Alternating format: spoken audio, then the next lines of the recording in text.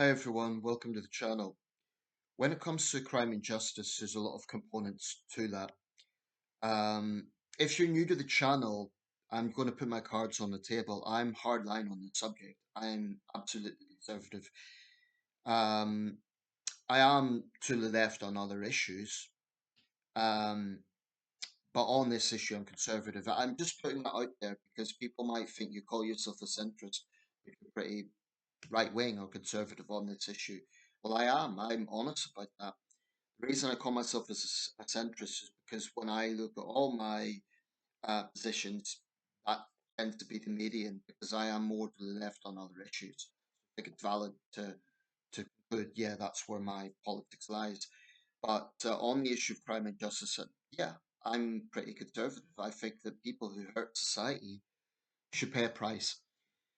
But sticking with a specific issue, which is judges, one of the arguments that's often made when we see the anger against soft sentencing is, well, judges have their hands tied. They have to just go with the guidelines that they're given. I'm a little bit cynical about this argument, and this is why. It's true that judges have to work with guidelines. It's true that the Sentencing Council produces those guidelines. I'm very skeptical of the Sentencing Council. That's, you know, I want to focus more about judges in this video. And of course, legislators set the laws. So what happens is judges get a case before them and they look at the aggravating factors, mitigating factors, and then they're working with the sentencing criteria they've got. Now, this is where I have a problem with the argument they have their hands tied. If judges really cared about this, if they really believe that the sentencing, they themselves believe that the sentencing they're putting out isn't strong enough. I've heard judges, for example, in official statements say, um, "I wish I could sentence you longer," not verbatim, but they've given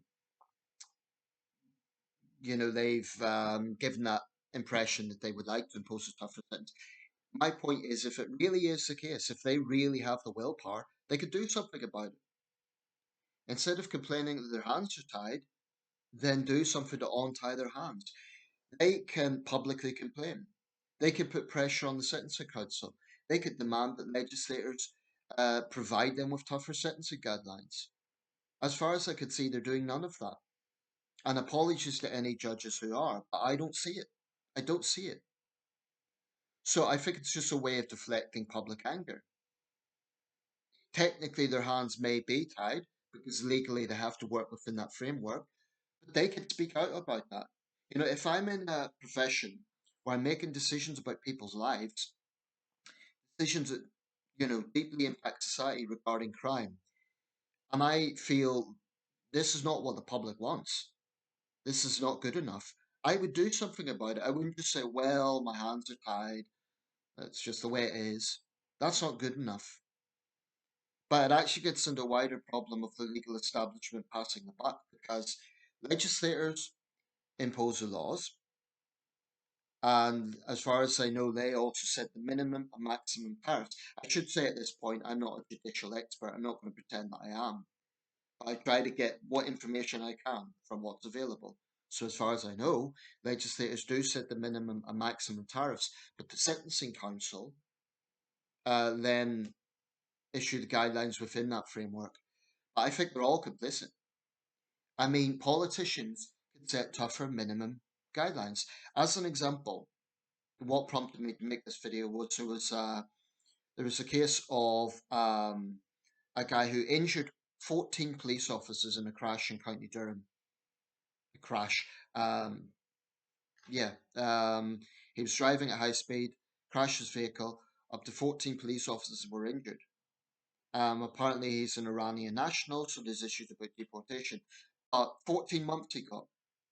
14 months for injuring 14 people. I assume some of them seriously, putting the public in danger. For a starting point, the penalties in this country for dangerous driving are absolutely disgraceful. There was one case where a teenager in Norfolk paralyzed a woman because he was driving literally with his knees. He was on his phone, he was driving with his knees. A woman got paralyzed from the waist down. His penalty, 2 years. It's something, America does not get everything right. There's some things this country does better. One thing America does get right is they take dangerous driving more seriously than we do. If you kill or seriously injure someone in the United States, you're going to get a pretty hefty sentence. In Britain, it's a metaphorical tap on the wrist. It really isn't proportionate to the gravity of that offence. It just isn't. But how does this connect with what I'm talking about? Well, part of the debate on the thread underneath that was about the judges that have their hands tied. I just think this is a lazy argument. I do think it's a way of deflecting.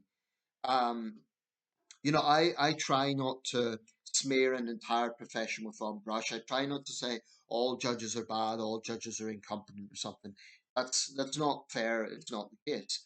But sometimes, I do feel deeply frustrated, and I feel all judges are detached from the public in the sense that they're not accountable. They're distant figures. There will, of course, in any profession, you're going to get some that are better than others. There will be judges that do impose sentences that do match the gravity of the crime. So I've never said that every single case is an example of bad judgment. More often than not, I see cases where I think, yeah, that's probably about right. But the point here is there is too many cases or enough cases whereby the public deem it to be insufficient enough to cause a significant level of mistrust. You know, if the public want to get a case referred to the Court of Appeal, the process for going through that is so complex. Try looking at it on the government website, referring a case to the Court of Appeal for undue leniency. I mean, it's like navigating a labyrinth. And I can't help but think, is that deliberately set up to be as obstructionist as possible? Because the powers that be, the judicial establishment, is arrogant. I think they take the attitude, we know best, but we'll just put this out there for, lip service to kind of, in their view, dissuade public anger, except that it doesn't. I think the biggest problem is the public feel utterly powerless. Now, I've said before, I don't say that justice should be from a mob mentality. I don't have it say there should be a situation where the public decide the exact sentence in every single case, and that I can see problems in that. The public may not be as informed as the jury involved in the case or the judge. I accept that, but we're informed enough. We have an open press in this country. There's enough information available out there on high profile cases for public anger to be legitimate at the outcome of those cases. It's utterly infuriating. And it's almost a bad joke when one of the criteria for referring a case to the Court of Public Appeal is if the sentence damages public trust, as if that's an outlier, as if that's a rare thing. Public trust is already at rock bottom. And this is something that's so pathetic about the justice establishment. They don't seem to get it. I've directly challenged the Sentencing Council as to being out of touch. Now, they have public consultation. But if you look at that public consultation, yes, it refers to some offences. It certainly doesn't cross the board. It doesn't look at violent young offenders. It doesn't look at dangerous driving, not sufficiently. And I don't believe that they actually change any of their guidelines related to public opinion. I'm not convinced by it because what I've seen is limited. It's really not. It's not looking at every case. It's not looking at some of the cases that people feel really angry about. So it's not good enough. And it is it's like a David and Goliath situation because the public are out against this legalist monolith that seems to be, it just never changes. There's trickle down changes every generation, but you could take a case of a bunch of young thugs who killed someone, and the sentence they will get today is no different than 20 years ago or barely different. It might be slightly tougher, slightly, but nothing changes. Nothing significantly changes. And I think so long as that is the situation, a significant portion of the public is just going to feel fed up. It does nothing also for public anxiety because people will feel if you get these serious offences happening and there's no real deterrent, there's no real justice, criminals are going to be enabled. They're going to keep doing what they're doing. Now, when I say public opinion, I know it's not everyone. I know there's a sizable minority who favour the liberal left approach. You know, they want to focus only on rehabilitation, and they're against punishment. They're ideologically against punishment. They don't like the idea of it, which I think is preposterous.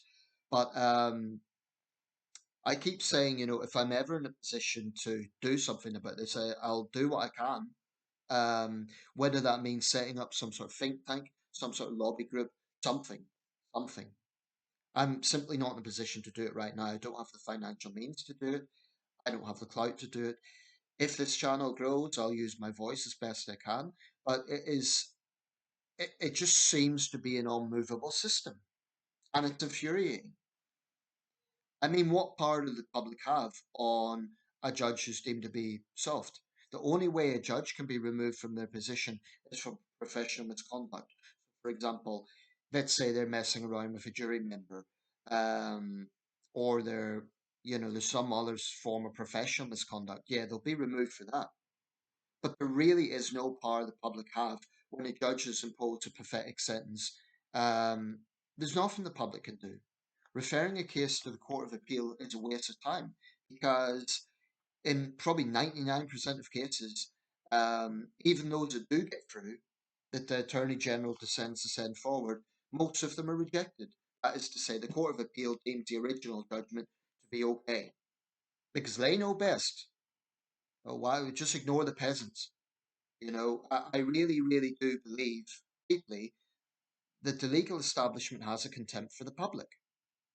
Now, it may be that individuals involved, there may be judges out there, members of the sentencing council, etc., that have their heart in the right place, but good intentions don't amount to good progress, really, because we have a system that I think the general public, I would be confident in saying the majority, are deeply, deeply unhappy about.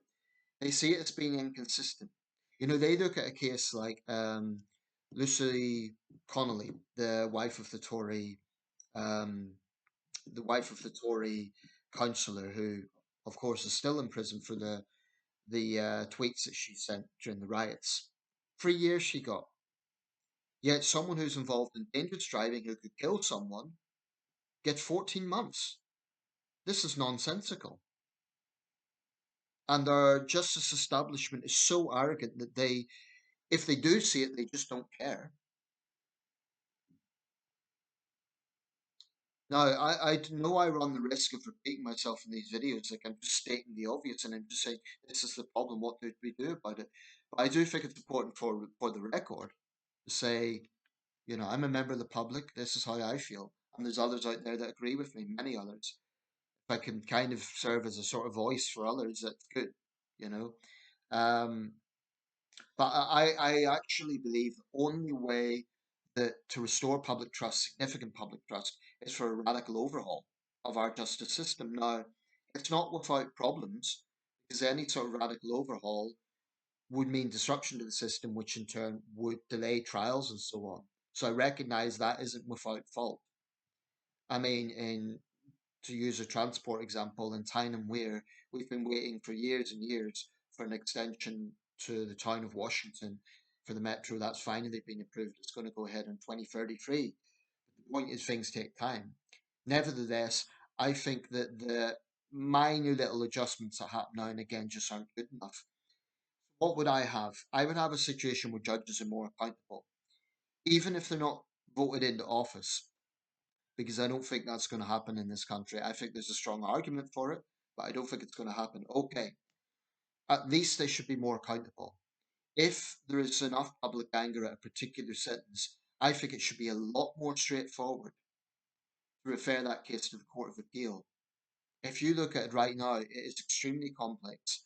There's about 100 different criteria to go through. I really believe it's set up to be as difficult as possible. I don't want to sound like a conspiracy theorist, but just look at it. It's so bureaucratic, it's so complex as to be almost unworkable. Um, and you can't help but think, is that deliberate? Um, so I think that has to change. The public has to feel a lot more empowered. Judges need to know that their job could be on the line. if they don't respect public safety, if they don't respect public opinion. An example of this is High Court judges who block the Home Office's attempts to deport foreign criminals. They are absolutely showing contempt for the public.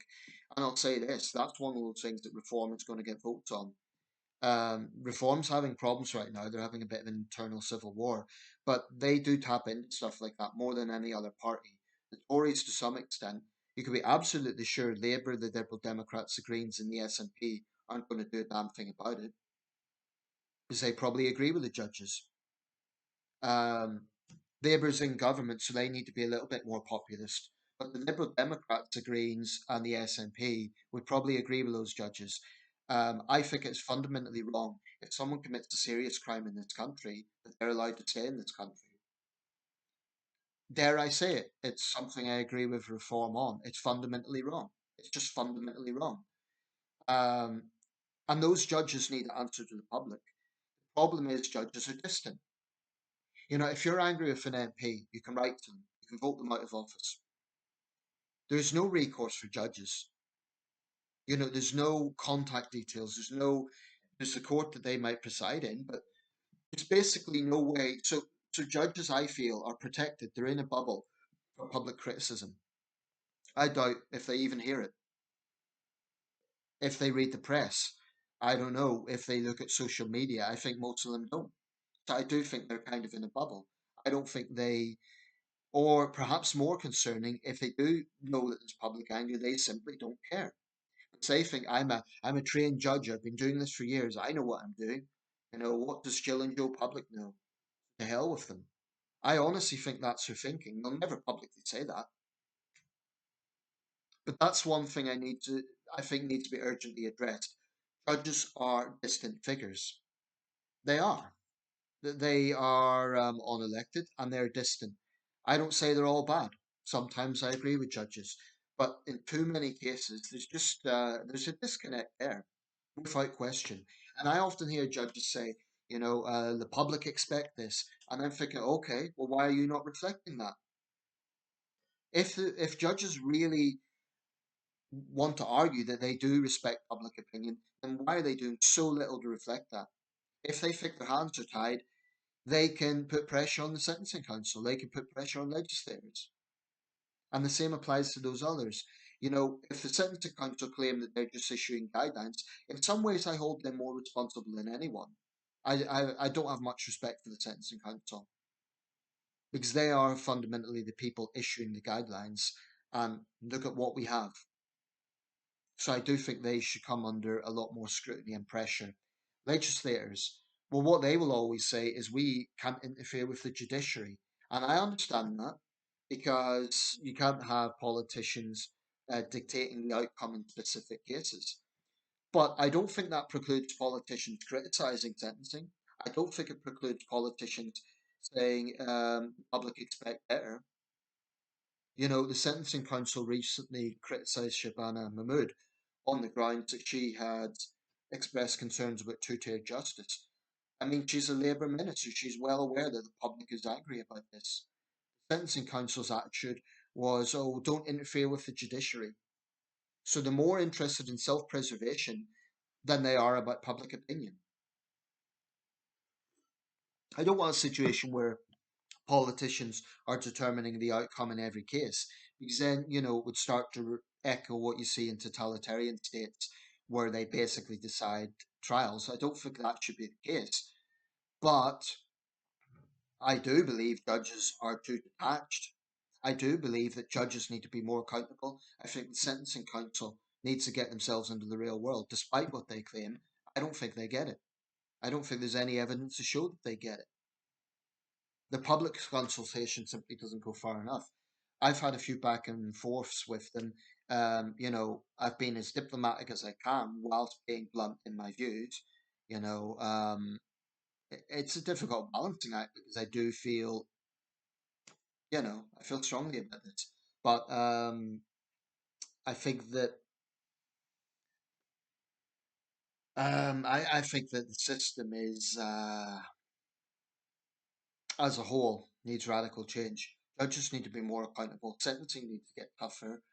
Career criminals need to go behind bars. Foreign criminals who commit offences in this country need to be deported. Judges shouldn't be blocking that. And by the way, when the left say, "Oh, why just focus on foreign criminals? What about homegrown criminals?" Well, I'm focusing on all criminals. But just because we have homegrown criminals doesn't mean we should add to the problem. So I see no rational logic why a foreign national who's convicted of a serious offence like dangerous driving, a sexual offence, or another such offence, I don't see any valid reason why they should be allowed to stay in this country. They may face torture when they go back. Frankly, it isn't our problem. The bigger priority is the human rights of British citizens not to be victims of crime from those individuals. Right, I'll leave it there, but that's why I don't really accept the argument when I hear judges' hands are tied. We can't do anything about it.